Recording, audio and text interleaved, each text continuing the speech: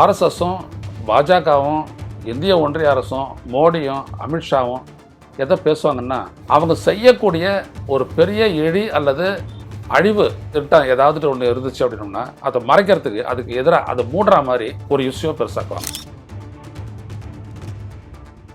ஒரு ஐந்தாண்டு திட்டத்துக்கும் வந்துட்டு ஒரு கொள்கையை வச்சு அதற்காக நிதி ஒதுக்கீடு செய்து அதை என்கரேஜ் பண்ணி வெறும் 3 விழுக்காடு வளர்ச்சி, பொருளாதார வளர்ச்சியின் மூலம் இந்த நாட்டில் உணவு ரீதியாக தன்னிறைவு, தொழில்நுட்ப தன்னிறைவு, தொழிற்சாலைகள் எல்லாம் தொடங்கி அடுத்த கட்டத்திற்கான அதுக்கு வந்துட்டு ஒரு வளர்ச்சியை முன்னெடுக்கக்கூடிய திறன், கல்வி, விளையாட்டு எல்லா இடத்துலையுமே பார்த்தீங்க அப்படின்னா ஒரு தன்னிறைவை நோக்கி அப்படியே கொண்டு போனாங்க. அதுதான் நேருனுடைய சாதனை. நேரு மட்டும் இல்லை, அப்போ இருந்த எல்லாருடைய சாதனை. ஆனால் நேருக்கு ஏன் முக்கியம் அதில் பங்கு அளிக்கணும்? இந்த 47 to 64 அவர் இறந்து போகிறார். 17 வருஷ காலம் இந்த நாட்டினுடைய பிரதமராக இருந்தார். 3 தேர்தல்களை சந்திக்கிறாரு. இவிஎம் வச்சு மட்டும் ஜெயிக்கல. ராகுல் காந்தி தலைமையில் இந்த காங்கிரஸ் எமர்ஜ் ஆகுது அப்படின்றத உடனே மோடிக்கும் அமித்ஷாவுக்கும் அது பெரிய கவலையாக இருக்குது. ஆர்எஸ்எஸ்க்கு தான் என்ன ராகுல் போய் பேசுறத வந்துட்டு மக்கள் விரும்புறாங்க. உடல் வலிமையை உறுதி செய்யும் சிலாஜித், கவனத்தை மேம்படுத்தும் அஸ்வகந்தா மற்றும் உயிர் சக்தியை பெருக செய்யும் சஃபேடு முஸ்லி போன்ற இமயமலையின் உணவுப் பொருட்களை கொண்டு வந்து மிஸ்டர் பர்ஃபெக்ட் உருவாக்கப்பட்டுள்ளது. உங்கள் முழு குடும்பத்தின் ஆரோக்கியத்தை மா நேச்சுரல்ஸ் மூலம் உறுதி செய்திருங்கள். 100% இயற்கையான மூலிகை பொருட்கள் மூலம் உருவாக்கப்பட்ட மிஸ்டர் பர்ஃபெக்ட் மற்றும் மிஸ் பர்ஃபெக்ட் தலைமுறையாக குடும்பங்களின் உடல் வலிமை, மன வலிமை மற்றும் மகிழ்ச்சியை பெருக செய்கிறது. உங்கள் மகிழ்ச்சியான பயணத்தை துவங்க www.mannaturals.com என்ற இணையதளத்தை பார்வையிடவும் அல்லது வாட்ஸ்அப் எண்ணிலும் தொடர்பு கொள்ளலாம்.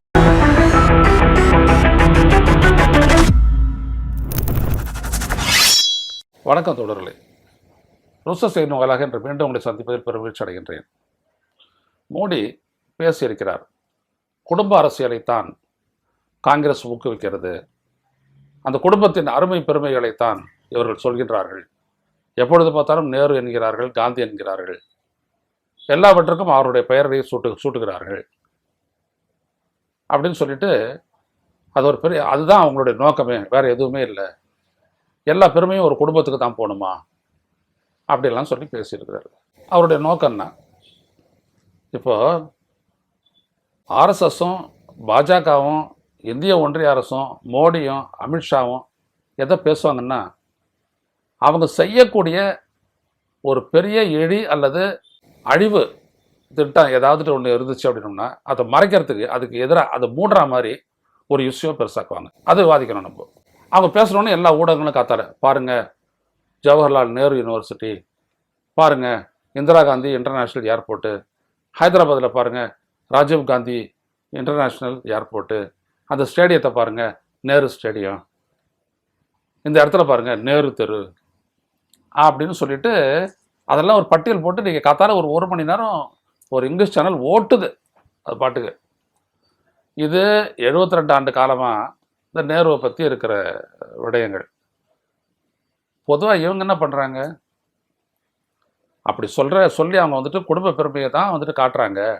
ஏன் மற்ற யாரும் உடைக்கலையா, மற்ற யாரும் இந்த நாட்டுக்காக செய்யலையா அப்படின்ட்டு ஏதோ பேசுகிறாங்க. நான் என்ன கேட்குறேன், நீங்கள் வந்துட்டு என்ன சாதிச்சிங்க மோடி?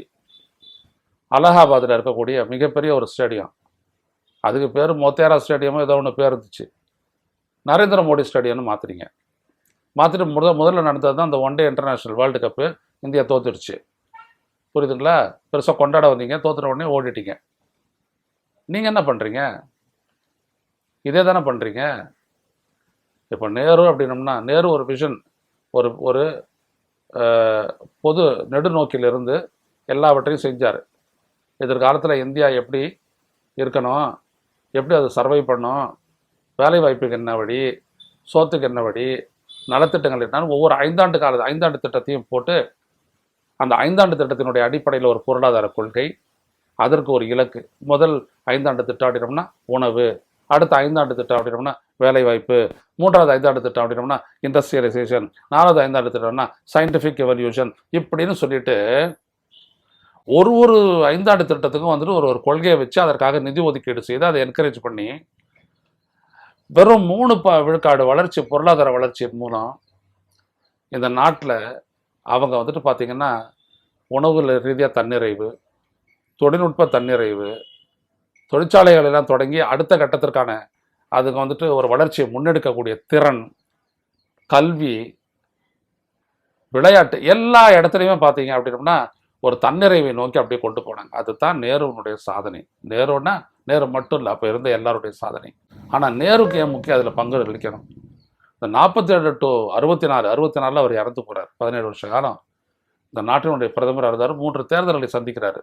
இவிஎம் வச்சு மட்டும் ஜெயிக்கல. புரியுதுங்களா? அப்படி இவர் சொல்லுவார், யார் இந்த திருட்டு களவாணி மிஷினை வச்சுக்கிட்டே வேலை செஞ்சு ஜெயிச்சு இருக்கிறாரு மோடி, அவர் சொல்லுவார். ஆனால் நேரத்தையே ஓட்டு வாங்கினார். காங்கிரஸ் பல இடங்களில் தோத்துச்சு, தமிழ்நாடு உட்பட. கேரளாலெல்லாம் ஆட்சி இழந்துச்சு. ஆனால் அவருடைய நோக்கு பார்த்தீங்கன்னா பொருளாதார வளர்ச்சி, தனிநபர் வருவாய் வளர்ச்சி, வேளாண் வளர்ச்சி, தட்டுப்பாடற்ற உணவு தட்டுப்பாடற்ற இந்தியா, இதெல்லாம் வந்துட்டு கொண்டு போகிறதுக்காக ஒவ்வொரு 5 ஆண்டு திட்டம் இலக்கு நிர்ணயித்து வேலை செஞ்ச காலகட்டம் தான் நேருனுடைய காலகட்டம். இந்திராவுடைய காலகட்டம் என்ன அப்படின்னோம்னா, இந்தியா ஒரு வலிமையான ஒரு நாடை காட்டினாங்க. ஆனால் உள்நாட்டில் வந்துட்டு ஊழல் வந்துச்சு, அது எல்லாம் பேசணும். அப்புறம் எமர்ஜென்சி, சர்வாதிகாரம், அதை தூக்கி எறிஞ்சோம். நேரத்தையே தேர்தல் நடந்துச்சுனால அதனால் என்ன பண்ணோம், இந்திரா காந்தியை தோற்கடித்து வீட்டுக்கு அனுப்பினோம். காங்கிரஸ் அல்லாத ஒரு ஆட்சி, ஜனதா ஆட்சி வந்துச்சு 77, 80, அது சாத்தியமாச்சு. காரணம் என்ன? அப்போ தேர்தல் முறை நேர்மையாக நடந்துச்சு. இப்போ அந்த மாதிரி நடக்குமா? அப்புறம் ராஜீவ்காந்தி வந்துட்டோம்னா அது ஒரு புண்ணாக்காட்சி, சொல்லவே வேணாம் அது என்ன பண்ணுச்சு அப்படின்ட்டு. இந்திரா காந்தி செத்ததுனால நிறைய இடங்களில் ஜெயிச்சாங்க, அதோட சரி. அதுக்கப்புறம் காங்கிரஸே இல்லை, வீழ்ச்சி பெரிய அளவுக்கு மேலே போயிட்டு அப்படியே சரிஞ்சுது. ஊழல், குற்றச்சாட்டு, விபி சிங் முன்னின்று அழிச்சார். இப்போ மறுபடியும் ராகுல் காந்தி தலைமையில் இந்த காங்கிரஸ் எமர்ஜ் ஆகுது அப்படின்றத உடனே மோடிக்கும் அமித்ஷாவுக்கும் அது பெரிய கவலையாக இருக்குது. ஆர்எஸ்எஸ்க்கும் தான். என்ன, ராகுல் போய் பேசுகிறத வந்துட்டு மக்கள் விரும்புகிறாங்க. இவங்க சொல்லலாம், காங்கிரஸ் வந்துட்டு நாங்கள் டெசிமேட் பண்ணிட்டோம், அதை அழிச்சிட்டோம், அதை தொடச்சி எரிஞ்சிட்டோம், அந்த இடத்துல பினாயில் ஊற்றி கழுவிட்டோம், என்ன வேணும்னு சொல்லலாம். ஆனால் உண்மை என்ன அப்படின்னோம்னா, இன்றைக்கும் பீகாரில் இப்போவும் சொல்ல வரேன், பீகார் தேர்தலில் பதிவான விவிபேடை என்ன அப்படின்னோம்னா கதை கந்தலாயிடும். எப்போவும் சொல்கிறேன், இவங்களுடைய மோசடி, அதற்கு எதிரான உண்மை அந்த தேர்தலில் வாக்கு பதிவாகி வச்சுருக்காங்கல்ல அந்த விவிபேட், அதுலேயே இருக்குது. இப்போவும் சொல்கிறேன், தமிழ்நாட்டிலையும் கேரளாலையும் அஸ்ஸாமில், மேற்கு வங்கம், புதுச்சேரி 5 மாநில தேர்தல், இதில் மட்டும் இந்த தேர்தல் ஒத்துக்க மாட்டாங்க. காயத்தில் பேப்பர் பேலட்டில் வச்சு வாக்குச்சீட்டு முறைக்கு வரமாட்டாங்க. ஆனால் இதில் மட்டும் எல்லா தொகுதிகள்லையும் நாங்கள் விவிபேடை எண்ணி தான் முடிவு அறிவிப்போம் அப்படின்றத மட்டும் தேர்தல் ஆணையத்தை சொல்லட்டும். தமிழ்நாட்டில் ஒரு தொகுதி ஜெயிக்கதா பாருங்கள் பிஜேபி. அப்படியே கேரளாவில் அப்படியே நாங்கள் கிழிச்சிட்டோம் அப்படின்றீங்கல்ல, ஜெயிக்கிறீங்களான்னு பார்ப்போம். பெங்காலில் அப்படியே பரட்டிடுவோன்றீங்கல்ல, என்ன ஆகுதுன்னு பார்ப்போம். தைரியம் இருக்குமா அமித்ஷாவுக்கு? ஏன்னா அவர் தான் இங்கே தேர்தலில் எல்லா வேலையும் பண்ணுவார். அப்போது இந்த இடத்த வந்துட்டு களவுத்தனம் பண்ணி தேர்தலில் வென்று இதன் மூலமாக வந்துட்டு ஒரு ஆட்சிக்கு வந்துட்டு மொத்த ஆட்சியினுடைய பலன்களை யாருக்கு போகுதுன்னா கார்ப்பரேட்டுக்கு போகுது. இதுதான் நான் சொல்ல வந்த விஷயம். நேரு பண்ண 5 ஆண்டு திட்டங்கள் மக்களுக்காக இருந்துச்சு. இந்திரா காந்தி இந்த நாட்டை வந்துட்டு பவர்ஃபுல்லாக ஆக்கினாங்க, நாடு பெருமை பெற்றது. ஸோ அவங்களுடைய பேரெல்லாம் வைக்கிறீங்க. ஆனால் இந்திரா காந்தி ஏர்போர்ட்டுன்னு வைக்கிற போது யார் ஆட்சியாளராக இருந்தாங்க? ஒரு ஸ்டேடியத்துக்கு உன் பேரை வச்சுக்கிட்டல, அப்புறம் நீ மட்டும் அதை செய்ய மாட்டியா? ஆனால் அவங்களுடைய ஆட்சியில் பார்த்தீங்கன்னா, அது இந்திரா காந்தி ஆட்சியில் பார்த்தீங்கன்னா மறுபடியும் பொதுத்துறை நிறுவனங்கள் வளர்ந்துச்சு. இந்த நாட்டில் இருக்கக்கூடிய பொதுத்துறை நிறுவனங்கள் மன்மோகன் சிங் முதலாளித்துவ பொருளாதாரத்துக்கு இந்தியாவை கொண்டு சென்ற மன்மோகன் சிங் ஆட்சி காலத்திலையும் பொதுத்துறை நிறுவனங்கள் காப்பாற்றப்பட்டது. என்எல்சியில் வந்துட்டு பிஏஎல் போன்ற பொதுத்துறை நிறுவனங்கள்லாம் மகாரத்னா என்று பட்டம் கொடுக்கப்பட்டு காப்பாற்றப்பட்டது. அதனுடைய பங்குகளை விற்பதில்லை தனியார் கேட்டு. ஆனால் உங்களுடைய ஆட்சியில் நீங்களும் நிர்மலா சீதாராமன் என்ன பண்ணுறீங்க?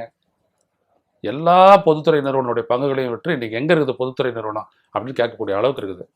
வங்கிகள் மட்டும்தான் இருக்குது, ஒழிச்சு கட்டினீங்க.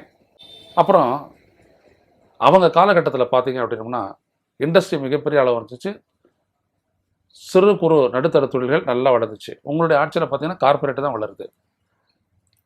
இந்த அதானி அப்படின்றது, அதானி என்டர்பிரைசஸ் அந்த குடும்பம் எந்த அளவுக்கு வளர்ந்துச்சு, அதே மாதிரி அம்பானி அந்த குடும்பம் எந்த அளவுக்கு வளர்ச்சி, எவ்வளோ கடன் வாங்கினாங்க, டாட்டா எந்த அளவுக்கு வளர்ந்துருக்குது.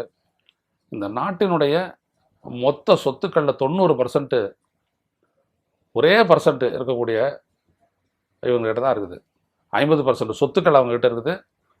இன்னும் வருவாயெல்லாம் பார்த்தீங்க அப்படின்னா அவங்ககிட்ட அதிகமாக இருக்குது. இந்த நாட்டுடைய 90% ஜனங்கக்கிட்ட 10% சொத்து தான் இருக்குது. அந்த அளவுக்கு உங்களுடைய அந்த 10 ஆண்டு 11 ஆண்டு கால ஆட்சியில் உங்களால் வளர்ந்தது யாருன்னு பார்த்தீங்கன்னா இந்த குடும்பங்கள் தான். என்டர்பிரைசஸ், அதானி என்டர்பிரைசஸ், இந்த மாதிரி குடும்பங்கள், வணிக குடும்பங்கள்னு சொல்கிறோம் இல்லையா, அந்த மாதிரி குடும்பங்கள் தான் பெருசாக வளர்ந்துச்சு. இப்போ என்னை கூட பாருங்கள் எந்த அளவுக்கு கொள்ளையாயிடுச்சு அப்படின்னோம்னா, இங்கேருந்து வந்துட்டு கொச்சின், எங்கேயாவது வேணாலும் கொச்சினுக்கு போகிற ஃப்ளைட்டினுடைய ரேட்டெல்லாம் வந்து டபுள் மடங்கு ஆகிப்போச்சு. என்ன, சபரிமலைக்கு போகிறாங்க, இருமுடியோட பயணிக்கலாம் அப்படின்னு சொல்லிட்ட உடனே நிறைய பேர் வராங்களாம், உடனே ரேட்டை டபுள் ஆகிட்டாங்க. கீழே பார்த்தீங்கன்னா பஸ் ரேட்டு டபுள் ஆகுது. அப்போ இதனுடைய அர்த்தம் என்ன? கொள்ளையடிக்கலாம். கொள்ளையடிக்கிறதுக்கான காரணம் என்ன? மோடி ஆட்சி. ஸோ இப்போ 800 கோடியில் வந்துட்டு ஏன் வந்துட்டு இதை புதுப்பிக்கிறாரு, எழும்பூர் ரயில் நிலையத்தை அதை மாடர்னைஸ் பண்ணிவிட்டு அப்புறம் பிளாட்ஃபார்ம் டிக்கெட்டை வந்து 50 ரூபான்னு, உள்ளே போய்ட்டு தோசை கேட்டிங்கன்னா 150 ரூபான்னு, அதை சாப்பிட்றதுக்கு இருக்கிறாங்க. உனக்கு என்ன கவலை, நீ சாப்பிட்டா சாப்பிட்டு, காஃபி 5 ரூபா 20 ரூபான்னு. இப்போ சாதாரணமாக நல்லா தானே இருக்குது, என்ன குறை? ஆனால் அதை பண்ணணும், மேம்படுத்தணும். ஏன்னா அதில் ஒரு கார்பரேட்டை குத்தி கொடுக்கலாம். அதானிக்கு எப்படி ஏர்போர்ட்டை கொடுத்து கட்டி அது தூக்கி அதானிக்கிட்ட கொடுக்குறாங்களோ அந்த மாதிரி ஒன்று தூக்கி அவங்ககிட்ட கொடுக்க வேண்டியது, அவருக்கு வளர வேண்டியது. சரி, வளர்கிற அந்த என்டர்பிரைசஸ் அவங்க யாராவது வரி கட்டியிருக்கிறாங்களா? எவ்வளோ வரி கட்டியிருக்கிறாங்கன்னு பாருங்கள். இன்கம் டேக்ஸில் அவங்க எங்கே நிற்கிறாங்கன்றதை பாருங்கள். கார்பரேட் டேக்ஸில் அவங்க எங்கே நிற்கிறாங்கன்றதை பாருங்கள். ஆக குடும்ப ஆட்சியை பற்றி ஒரு குறை சொல்வது அது நேராக மக்கள்கிட்ட வருது. இப்போ ஸ்டாலினுக்கு பிறகு உதயநிதி அப்படின்னோம்னா அவர் தேர்தலில் நிற்கிறாரு. நான் தூக்கி எறியலாம், என்கிட்ட ஓட்டு பலம் இருக்குது, ஆனால் உன்னை தூக்கி எறிய முடியாது.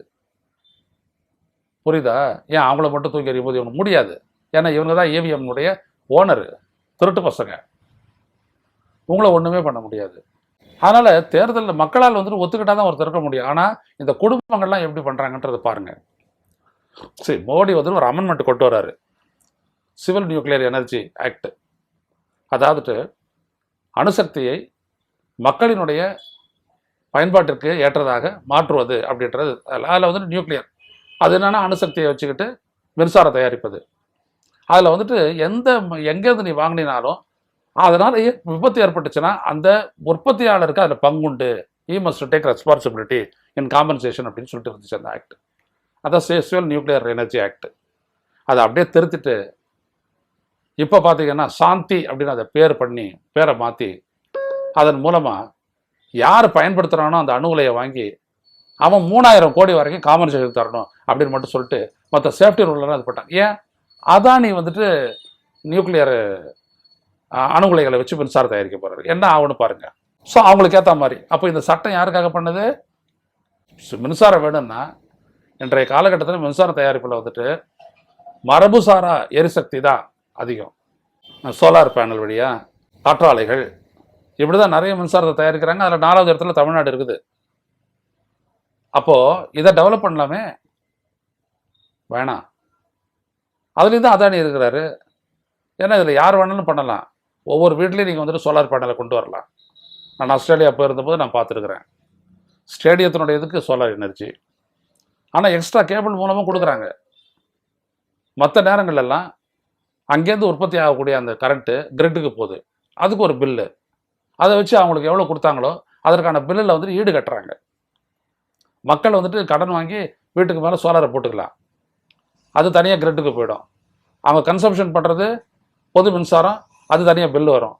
இந்த கிரிட்டுக்கு போனது எவ்வளோ கரண்ட்டுன்றதை பார்த்து அந்த கணக்கை எடுத்து அந்த அமௌண்ட் இதில் டிடெக்ட் பண்ணி உங்களுக்கு மீது பில்லு வரும். இவ்வளோதான். இப்படியெல்லாம் செய்கிறாங்க வெளிநாட்டுக்கிட்ட. ஆனால் இவர் மட்டும் நியூக்ளியருக்கு போகணும். ஏன்? அதானி போட்டான், அதனால் அதுக்கு ஒரு சட்டம் ஏற்றுவது. ஸோ இதை மறைக்கிறதுக்கு தான் எங்கே பார்த்தாலும் நேரு பேர், எங்கே பார்த்தாலும் காந்தி பேர், எங்கே பார்த்தாலும் ராகுல் காந்தி பேர், எங்கே பார்த்தாலும் இந்திரா பேர் அப்படின்னு சொல்லிட்டு இவங்க அப்படியே காட்டுறது. ஏன்னா இதை நம்ம விவாதிக்கணும். குடும்ப பொருளாதார கபலீகரத்தை குடும்ப அரசியலை காட்டி மோடி வந்து திசை திருப்புறார். இவ்வளோதான் விஷயம். எந்த இடத்துலாவது இந்த நாடு முன்னேற்றத்தை கண்டிருக்குது அந்த 11 வருஷத்தில் சொல்லுங்க பார்ப்போம். விலைவாசி எடுத்துக்கோங்க. ஏன்? ஒன்றே ஒரு இண்டிகேட்டர் போதும். இந்த நாட்டினுடைய பொருளாதாரம் மிகப்பெரிய சரிவில் இருக்கிறது என்பதற்கு அத்தாட்சி. மோடி வரும்போது 55 ரூபாய்க்கு நிகரான ஒரு டாலரினுடைய மதிப்பு இன்றைக்கு 92 ரூபாய்க்கு அதிர்ச்சி. 37 ரூபா அதிகரிச்சிருக்கு ஒரு டாலருக்கு. எவ்வளோ பெரிய சரிவு! உலகத்தில் எந்த நாணயமாவது டாலருக்கு எதிராக இந்த அளவு சரிஞ்சிருக்கான்றது நீங்கள் போய் பாருங்க. சற்றப்போ 75% மரியாதை போயிடுச்சு. ஆனால் மோடி யாராவது விமர்சித்து பேசுகிறாங்க, யாராவது எழுதுகிறாங்க கட்டுரை? யாரும் எழுத காணும். காரணம் என்ன? கார்பரேட்டுக்காகவே இந்த மகாத்மா காந்தி ஊரக வேலைவாய்ப்பு உறுதி திட்டத்தை மாற்றி அதை வந்துட்டு Viksit Bharat, guarantee for employment, life support, Gramin அப்படின்னு சொல்லிட்டு விபிஜி ராம்ஜி அப்படின்னு சொல்லி போட்டு ஒரு சட்டத்தை ஏற்றுறாங்க. சட்டத்தை ஏற்றி எங்கே எந்த வேலையை செய்யணும் அப்படின்றது இந்திய ஒன்றிய அரசு சொல்லணும். ஆனால் அந்த வேலையில் ஈடுபடுத்தக்கூடிய மக்களுக்கு ஆன சம்பளம் 40% தம் மாநில அரசு தரணும். இப்படியெல்லாம் அதை ஒழிச்சு கட்டுறாங்க. அவ்வளோதான், சிம்பிள் அஸ் தட், அவ்வளோதான்.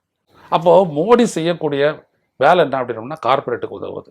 ஆனால் பேசுறது ஒரு பக்கம் இந்துத்துவா, இன்னொரு பக்கம் காங்கிரஸ் எதிராக அர்ச்சனை, புரியுதுங்களா? திட்டுறது, அவங்கள திட்டுறது.